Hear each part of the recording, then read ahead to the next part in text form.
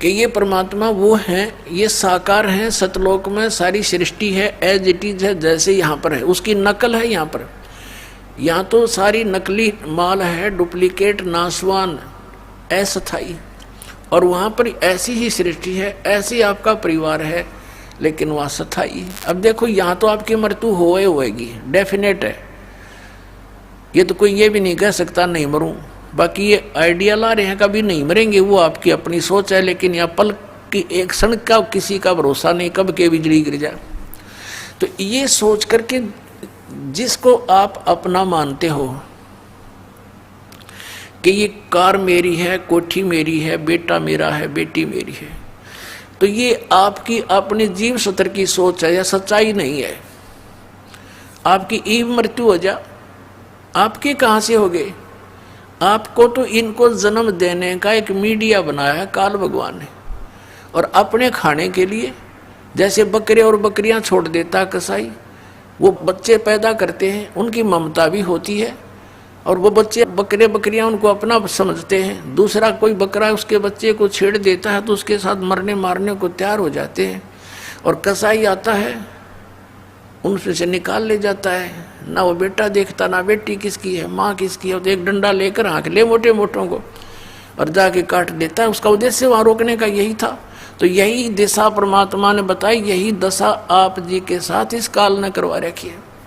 तो ये सोचो कि हम इन बच्चों से दूर भी नहीं हो सकते, होना भी नहीं, इसलिए परमात्मा ने बताया कि तुम अपने परिवार में रहकर जब आपको ज्ञान हो जाएगा कि सचमुच हम काल में फंसे हुए हैं, तो अपने बच्चों को भी बचाओ, जो तुम अपना मानते हो, रिश्तेदार भाई बहन को हर संभव कोशिश करो उनको इस मार्ग पर लगाने की, तो वो भी सेफ है।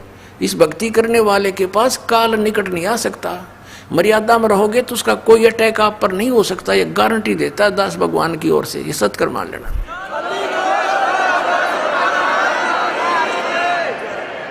अकाल मृत्यु नहीं हो सकती आपके किसी परिवार की अगर आप मर्यादा में रहोगे। परमात्मा ने कहा था, जब लग हंसा हमारी आना और काल लगे नहीं तेरा बाना। परमेश्वर ने कहा कि जब तक मेरी मर्यादा में यू रहेगा मेरा बच्चा, तो तेरा कोई अटैक नहीं हो सकता।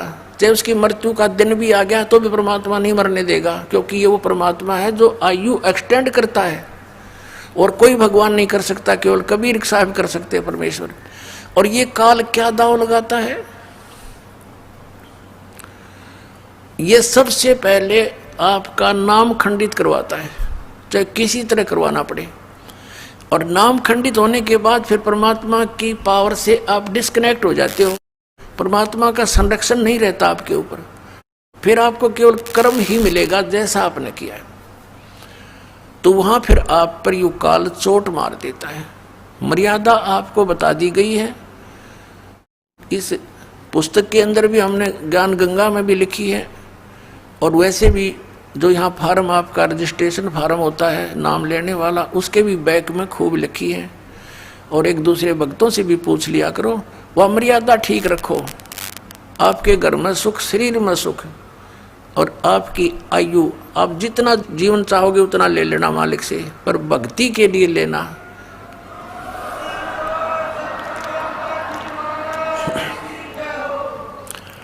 केवल भक्ति के लिए मांगोगे तो मिलेगा, यहाँ की बकवादों के लिए मांगोगे तो नहीं मिला।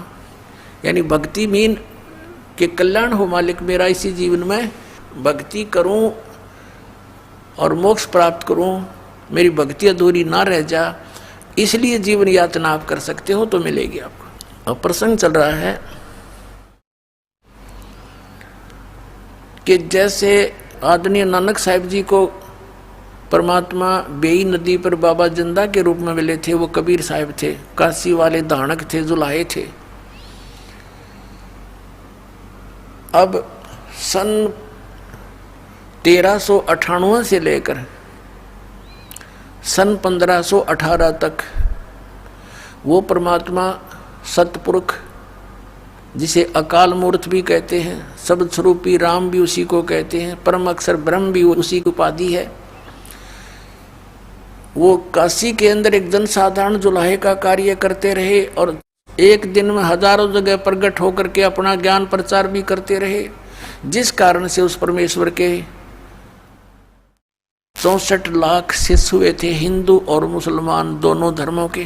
पुण्यात्माओं, आज से 550 वर्ष पहले, 600 वर्ष पहले ना कोई लाउड स्पीकर था, ना कोई मीडिया था, ना कोई चैनल टीवी था। और एक जुल आया और काशी में एक गृहस्थी दिखाई दे, गृहस्थी नहीं थे दाता, उनके 2 बच्चे थे जो उन्होंने किसी कंडीशन पे, किसी उद्देश्य से और उनको जीवित किया था, जो मर चुके थे। घर वालों ने अंतिम संस्कार उनका कर दिया था। फिर वो बच्चे 12-13 साल की आयु का शरीर था, वो फिर मालिक ने अपने पास अपने बच्चों की तरह रखे थे। उनके कोई माता पिता नहीं थे, लेकिन नीरू नीमा उनको जंगल से उठा कर लेकर आई थी, तालाब से, इसलिए वो संसार की रीति से उनको माता पिता कहा करते थे। तो ऐसी लीला एक सिंपल मैन और उसके 64 लाख से इतनी सुख दिए मालिक ने उन बच्चों को, क्योंकि वो हमारे पिता हैं। हम यहाँ दुखी हैं, ना तो ये ब्रह्म हमारे कर्म को चेंज कर सकता, क्योंकि पाप कर्म के कारण हम दुखी हैं, और पुण्य से हमें सुख प्राप्त है। तो पुण्य तो है तो कोई दिक्कत नहीं, नो प्रॉब्लम, सुख है तो रह रहो, लेकिन दुख में दुखी हो जाते हैं हम। लेकिन उसको ना तो ब्रह्मा जी ठीक कर सकते, ना विष्णु जी, ना शिव जी, क्योंकि ये प्रारब्ध में कोई परिवर्तन नहीं कर सकते। ना सरपुरुष ये ब्रह्म कर सकता, ना अक्षर पुरुष ये परब्रह्म कर सकता। केवल परम अक्षर ब्रह्म यानी पूर्ण परमात्मा सतपुरुष कबीर देव जी ही कर सकते हैं। हमारे पापों को नाश करके सुखी कर सकते हैं, और पाप जब तक नहीं कटेंगे सुख नहीं हो सकता। अब जैसे किसी के पैर में कांटा लगा है और वो अपने छोटे बड़े भाई बहन से कहता है मुझे पीड़ा हो रही है, अब वो ये तो बता सकते हैं कि तुझे कांटा लगा जिस कारण से पीड़ा है। उनके पास वो निकालने का कोई वस्तु है नहीं, तो वो निकाल नहीं सकते। तो वो कांटा निकले फिर पिन से, सुई से। तो ऐसे ही जैसे अभी तक जिन भी महापुरुषों से आप मिले, इरादा स्वामी पंथ वाले, धन सतगुरु वाले, जितने भी आज तक पंथ वाले हैं, उन महापुरुषों को छोड़कर जो भगवान से मिले, उनकी वाणी को छोड़कर सभी ने यही कहा कि भी कर्म तो भोगना ही पड़ेगा, इसमें कोई परिवर्तन नहीं हो सकता। भक्ति करते रहो, आगे सुखी हो जाओगे। अरे भले पुरुषों, किसी के पैर में कांटा लगा हो और कोई किसी के पास जाए कि मुझे किस कारण से दर्द हो रहा है, पीड़ा हो रही है, तो पैर दो दाग ये तो बता सकते कि आपके कांटा लगा है जिस कारण से पीड़ा है, और फिर ये कहे कि कांटा तो निकलेगा नहीं, ये पीड़ा बंद करनी मेरे बस की बात नहीं, जूते पहन लो, भविष्य में कांटा ना लगेगा। भले आदमियों, कांटा लगे पैर में जूता पहना नहीं जा सकता, वो तो कांटा निकले और फिर जूता पहनाया जाए, फिर डर से वो पहने रखेगा, कभी नहीं निकालेगा कि भगवान कहीं फिर से कांटा ना लग जा। तो ये पाप कर्म के कांटे जिस जिसके लगे हुए हैं वो पीड़ित हैं, और इन महापुरुषों के पास भटक भटक कर धक्के खाकर थक जाते हैं, सोच लेते हैं कि अब कहीं राहत नहीं मिलने वाली, क्योंकि वो उस स्तर के संत नहीं है, वो उनका कनेक्शन उस परमात्मा से नहीं है जो पाप नाश कर सकता है। और पाप नाश होने से सुख होगा, कांटा निकलने से पैर की पीड़ा नाश होगी, समाप्त होगी। तो जितने भी ये साधु संत थे, अभी तक ये मूर्ख बना रहे थे, मैं मंत्र जंत्र भी बताते रहते, लास्ट में कह देते तुम्हारे प्रारब्ध का कर्म है, भोगना ही पड़ेगा। अब निश्चय हम सोच लेते भाई ठीक है, तो मेरे पीछा छूटेगा, फिर भक्ति की क्या आवश्यकता है? अगर ऐसे बिरान मट्टी होकर मरना है, फिर भक्ति की क्या आवश्यकता है? भगवान को मानते हैं, सर्व सुखदाई है, सभी दुखों का नाश कर सकता है, इसलिए उसकी खोज हम गुफाओं में पता नहीं कहाँ कहाँ बैठे संतों के पास करते रहे। तो परमात्मा कहते हैं पर्वत पर्वत में फिरा कारण अपने राम, राम जैसे संत मिले जिन सारे सब काम। तो पुण्यात्मा वो सुखदाई परमात्मा है, उस पर हमारा दुख देखा नहीं जाता। पर परमात्मा कहते हैं अनंत कोट बाजी जहाँ मन रचे सकल ब्रह्मांड, और कह कबीर मैं के करूँ यू काल करे जीव खंड। अब कबीर साहब जी आखिर में ये कह देते हैं मैं इतना समर्थ हूँ कि सारे ब्रह्मांडों को रचना मैंने करी, और मैं 1 मिनट में न सुखी कर दूँ। जय मुझे मेरे पर विश्वास कर लें और मेरी बातों को मान कर साधना कर लें। लेकिन कहते हैं आखिर में कि कह कबीर मैं के करूं, यू काल करे जीव खंड, ये हमसे निकाल ले जाता है काल। यहाँ से कोई न कोई ऐसी मन में भूतनी बांट दे इसके, क्योंकि अज्ञान हमने घना सुन रखा। ज्ञान केवल एक सतलोक आश्रम बरुवाला में, बाकी सब जगह आध्यात्मिक अज्ञान भरा पड़ा है। तो उस आधार से सभी आधारित है, और यहाँ से गए हुए प्राणी को कोई ना कोई सिरफिरा मिल जाता है कि वो किसी ने संत बना दिया। वहाँ क्या ऐसी नारी बात है, वो तो सबको नो कहता है इनके पास ज्ञान नहीं। दास नहीं कहता, उनका इतिहास कहता है कि उनके पास ज्ञान नहीं है। तो वो फिर बेचारा डगमग हो जाता है। नानक साहिब जी से किसी ने प्रश्न किया कि हे प्रभु, हे महात्मा जी, आप हमेशा यहाँ खोए खोए से रहते हो, चेहरे पर आपका कोई खुशी नज़र नहीं आती। तब उन्होंने कहा था कि ना जाने काल की कर डारे, और किस विध ढड़ जा पासावे, जिना ते सरते मौत खुड़क दी उनानो केड़ा हंसावे। कि यहाँ पर हंसे किस बात पर, एक मिनट में ना जाने के बिजली गिर जा। जैसे एक खुशी मना रहे थे, विवाह था एक लड़के का, डीजे बजा रहे थे, नाचे बहन भी भाई भी सारे रिश्तेदार, शराब पियो घोटी लाए। अगले दिन बारात जानी थी। उस शहर से 10-15 किलोमीटर गए थे, वो दुल्हे वाली कार एक ट्रक से टकरा गई और 7-8 व्यक्ति थे, उसमें सारे मर गए, दुल्हा भी मर गया। अब बजा लो डीजे।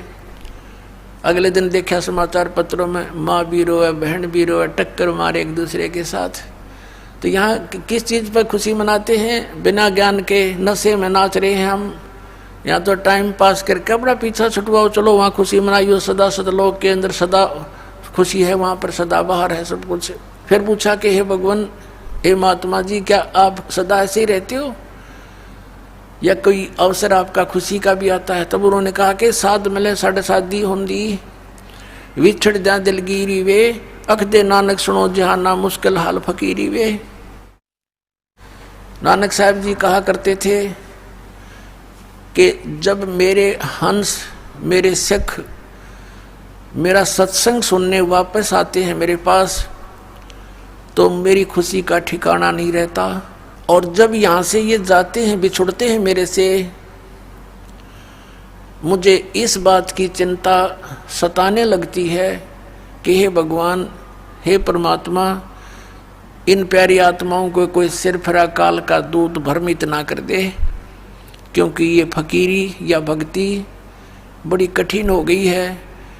एक संत एक समय में सच्ची कहने वाला एक होता है, झूठ बोलने वाले असंख्य होते हैं। और तो एक व्यक्ति जो सच्चाई सुनकर जाता है, वो कितनी देर तक ठहर सकता है उन झूठों के सामने, जहाँ पर सैकड़ों व्यक्ति एक ही तरह की बात कहने वाले मिलते हैं। ऐसा नहीं है, ऐसा नहीं है, ये सब झूठ है, कहाँ लिखा है? तो अब दास पर मेहर करिए, वो लिखा दिखा दूँ हूँ, इसलिए आप सभी टिके हुए हो, नहीं तो आपको भी ये डगमग कर देते। तो नानक साहब जी कहा करते थे, साध मिले साढ़े शादी होंदी, और विछड़ जा दिलगिरी वे, और अख दे नानक सुनो जहाना मुश्किल हाल फकीरी वे। कहते हैं ये बच्चे वापस आ जाते हैं तो मेरी खुशी का ठिकाना नहीं होता। और जब यहाँ से ये जाते हैं सत्संग सुनकर, फिर मुझे यही चिंता हो जाती है। और जब ये न्यू के न्यू वापस आ जाते हैं, तो फिर साध मिले साढ़े शादी होंदी, विछड़ जा दिलगिरी वे, अख दे नानक सुनो जहाना मुश्किल हाल फकीरी वे। तो पुण्यात्मा, सच्चाई तो केवल बरवाला आश्रम इसार के अंदर और सब जगह ज्ञान भरा। जो पुण्यात्मा यहाँ से संबंधित होती हैं, उनको रास्ते में यहीं से बसों में टकराने लग जाते हैं, वो तो ऐसा है, वो तो वैसा है, क्योंकि काल ने यूँ करवाना था काम उल्टा कि कोई सच्चाई से परिचित ना हो जा। ये भी काल के दूत इनको पुण्यात्माओं को लग रहे हैं ऐसे रोकने कि उनका सत्संग भी नहीं सुनना, रामपाल का, उसकी किताब भी नहीं पढ़ना। रतरा गजब यो, ऐसा पाप के भागी हो रहे तुम। लेकिन अब इनकी एक नहीं चले। परमात्मा ने कह रखा है कि पूरा विश्व एक होगा, पूरे विश्व में ये ज्ञान कबीर परमात्मा का फैलेगा, एक ही भगवान रहेगा कबीर जी, एक ही ज्ञान रहेगा, ये तत्व ज्ञान, और सब ज्ञान नाश हो जाएंगे।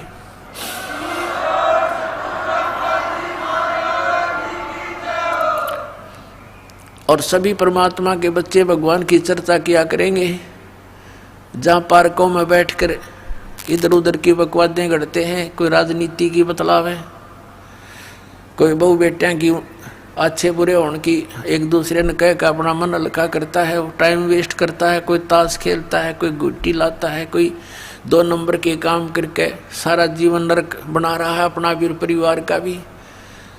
इस ज्ञान से परिचित होकर आपको ये रिश्वत, मिलावट, चोरी, ठगी, जारी आपको विष दिखाई देगी, तो पुण्यात्माओं विष को कोई खा नहीं सकता। क्या कहते हैं, जैसे किरका जहर का रंग होरी हो, कहो कौन तिस खावे राम रंग होरी हो। जैसे एक कण पड़ा हो विष का, उस कण को भी कौन खाएगा, निकट भी ना जा, बल्कि किधर मिट्टी में दबाओगा उठा के, किसी और का हाथ ना लग जाए। जैसे किरका एक कण विष का, जैसे किरका जहर का रंगोरी हो, कहो कौन तिस खावे राम रंगोरी हो।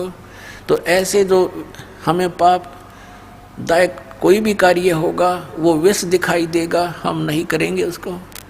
हम पैसा नहीं लेंगे किसी से रिश्वत, क्योंकि वो हमारे लिए ज़बरदस्त बाहर बन जाता है। आप देखते हो जिसने किसी से रिश्वत ली या कोई और कारण से पैसा ऐंठा, अगले जन्म में बैल बने और मंडी के अंदर वो आदमी तो आदमी बने और वो बनेगा बैल। मंडी में एक अकेला जोड़ा जाता है एक बग्गी के अंदर, और इतना ऊंचा बोरी भरकर उसका ऊपर बैठ कर लठ मारे। वो रिश्वत लेने वाला अधिकारी अब बैल बनकर लठ खा रहा है उस धनी के, वो सारे पूरे करेगा। तो पुण्यात्माओं, इस प्रकार हमने इस तत्व ज्ञान को